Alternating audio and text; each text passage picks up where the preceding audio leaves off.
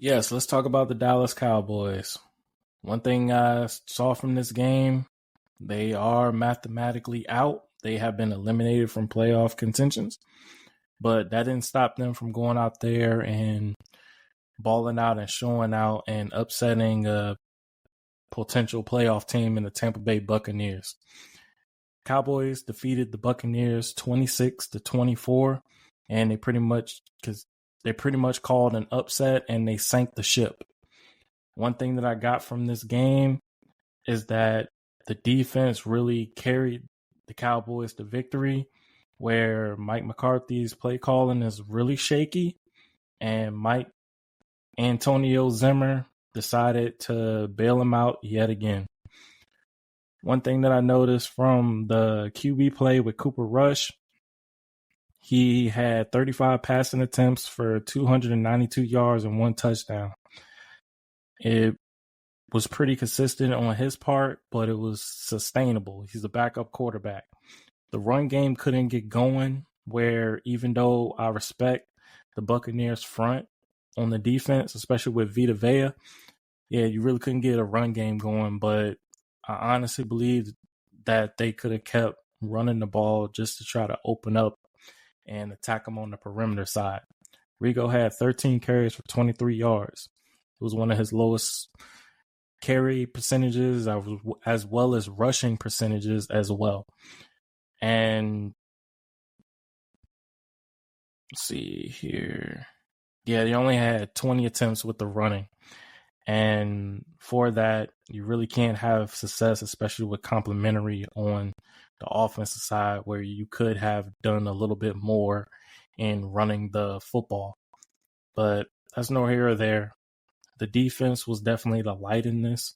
What went wrong in this game was pretty much McCarthy's game management as well as his play calling.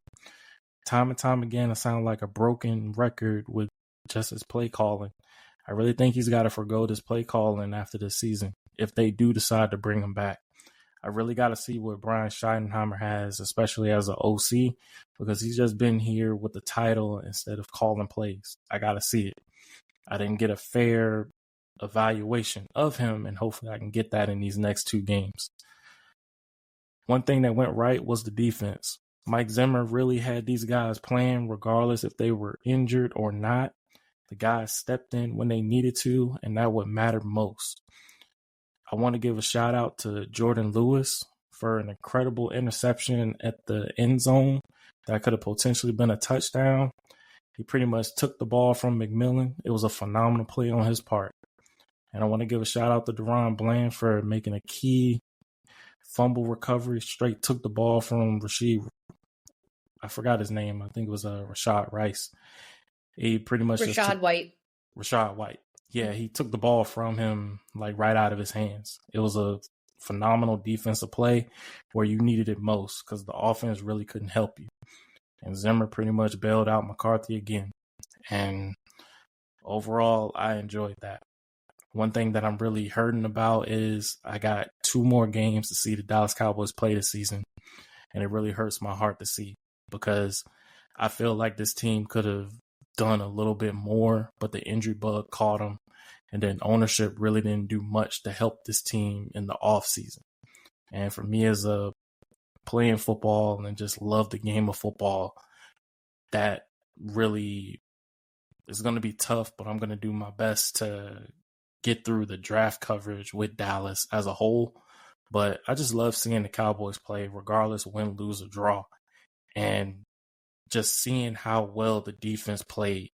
They were already out of the postseason, and they still played up and upset this team that was trying to get into the postseason.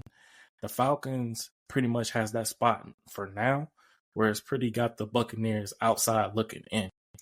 And for them to do that, that showed that they love playing the game of football, and they were going to play to the very end. And that's all I wanted from this team and what I wanted them to do.